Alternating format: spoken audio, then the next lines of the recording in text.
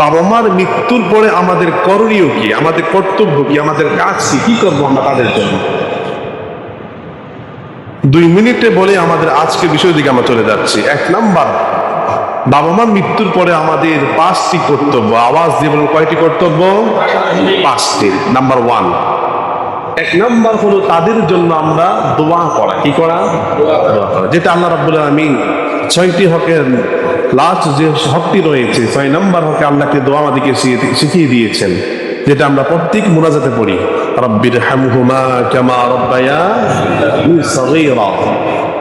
দোয়াটার অর্থ কি, এর অনুবাদ কি, আমরা আল্লাহর কাছে কি দোয়া করছি, কি চাচ্ছি বাবা মার জন্য, কি বলেছেন আল্লাহ এই দোয়াতে?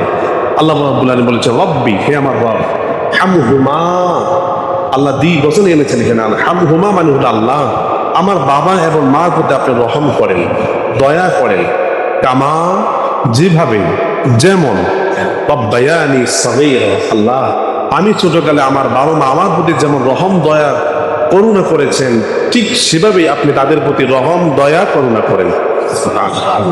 রব্বির হামহুমা কামা রাব্বায়ানি সগীরা, বেশি বেশি তাদের জন্য দোয়া করা।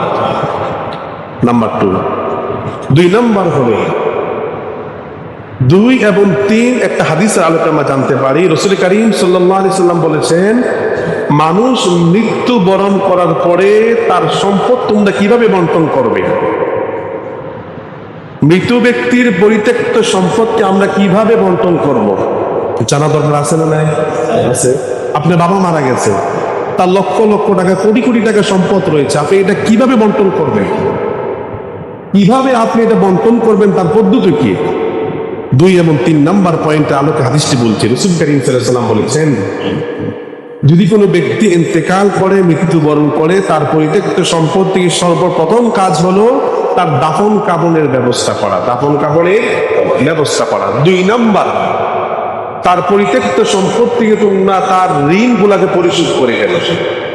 এখন আমাদের দেশে দেখা যায়, জানাজার শুরুতে বলে যে আমার বাবার সাথে কোনো লেনদেন থাকলে আমাদের সাথে যোগাযোগ করবেন, আমরা আপনার এগুলো পরিশোধ করে দেব। ঠিক এখানেই বলে, কিন্তু পরে তাকে আর পাওয়া যায় না। এরকম আছে না নাই? আছে। পরিত্যক্ত সম্পদ থেকে 2 নাম্বার সন্তানদের উপর হক হলো, কর্তব্য হলো তার ঋণগুলোকে পরিশোধ করা। নাম্বার 3, যদি কোনো বাবা মা কোনো ওসিয়ত যদি করে যায়, বৈধ ওসিয়ত যদি কোনো কোথাও ওয়াদা করে যায়, যেমন মসজিদে কাজ নির্মাণ চলতেছে, বললেন যে আমি মসজিদে 50 বস্তা সিমেন্ট দিব, মসজিদে একটা ফ্যান দিব, কিংবা মাদ্রাসা আমি একটা ফ্যান দিব, 10 বস্তা চাউল দিব। যদি তিনগুলো ওসিয়ত কিংবা ওয়াদা করে যান, পরিত্যক্ত সম্পদ থেকে সন্তানের হক হলো তার ওয়াদাগুলাকে পূরণ করা, তার ওয়াদাগুলাকে পূরণ করা। 4 নাম্বার, নবীজি 1 নম্বরে বললেন দাফন কাফনের ব্যবস্থা করা, ভালো করে শুনেন। 2 নাম্বার নবীজি বললেন ঋণ পরিশোধ করা। 3 নম্বরে নবীজি বললেন তার ওয়াদা ওসিয়তগুলোকে পূরণ করা। 4র্থ নম্বরে নবীজি বলছেন এই 3টা আদায় করার পরে যা সম্পদ থাকবে তা ওয়ারিসদের মাঝে বন্টন করে দেওয়া। তা ওয়ারিসদের মাঝে আমরা কি করি? আমরা 1 নাম্বারটা তো কোনো মতে পালন করি, যেহেতু কবর দিতেই হবে। কবর দেওয়ার পর এবার আমরা সম্পদ বন্টন নিয়ে ঝগড়াঝাটি করি। বাংলাদেশে এমনও দেখা যায় যে সম্পদ বন্টন করার জন্য বাবার এই কবর পর্যন্ত দেন। এরকম নিউজ আছে না নাই? দুনিয়া বড় স্বার্থপর। এজন্য আমাদের 2 নাম্বার অধিকার হলো, আমাদের কর্তব্য হলো বাবা মা মৃত্যুর পরে তাদের ওয়াদাগুলাকে পূরণ করা।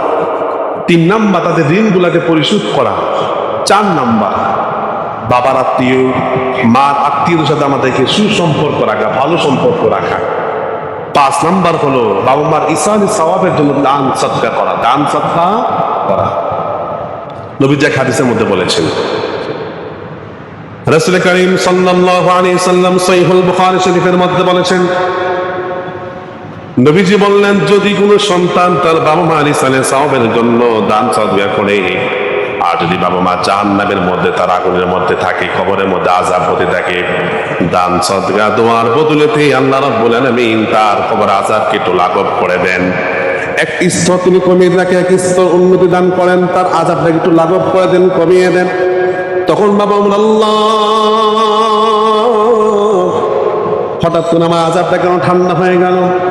আমার একটু প্রশান্তি কেন লাগছে? আল্লাহ রাব্বুল আলামিন বলবেন, তোমার সন্তান তোমার জন্য দোয়া করেছে, তোমার সন্তান তোমার জন্য দান সাদকা করেছে।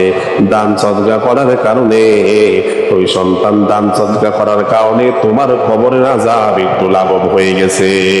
সুবহানাল্লাহ।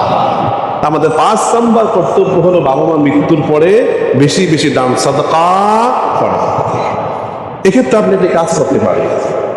বলেন যে হুজুর আমার আব্বা নাই, আম্মা নাই, আপনি জুমার দিন আসেন না, তাদের জন্য আপনি কিছু দান করেন, বাবার জন্য কিছু দান করেন, মার জন্য কিছু দান করেন, পারবেন ইনশাআল্লাহ?